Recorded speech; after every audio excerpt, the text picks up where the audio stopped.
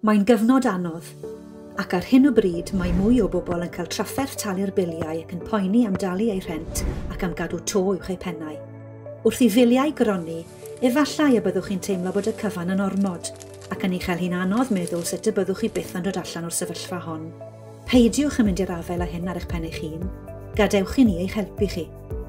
Yng Nghyngor Caerdydd, rydym yn deall y gall fod yn llethol weithiau, ond rydym yma i'ch helpu. Mae ein staff gyfeillgar a gwybodus wedi ymrwymo i'ch cefnogi, gan ddarparu cyngor ac arweiniad ymarferol i'ch helpu i'ch cadw yn eich cartref. Gallwn eich helpu gyllidebu'n fwy effeithiol, gwneud cais am grantiau a gostyngiadau nad ydych efallai'n ymwybodol ohonynt, a'ch cynorthwyo i rheoli dyledion eraill. Byddwn nhw'n eich cefnogi ac os oes arian yn ddyledus gennych i fenthycwyr, gallwn siarad â nhw i'ch helpu ddod i gytundeb. P'na ydych yn ymweld ag un o'n hybiau, yn derbyn cymorth dros y ffôn neu'n gofyn am ymweliad cartref os na allwch adael eich cartref, byddwn yn rhoi cefnogaeth lwyr i chi. Rydym yma i'ch helpu.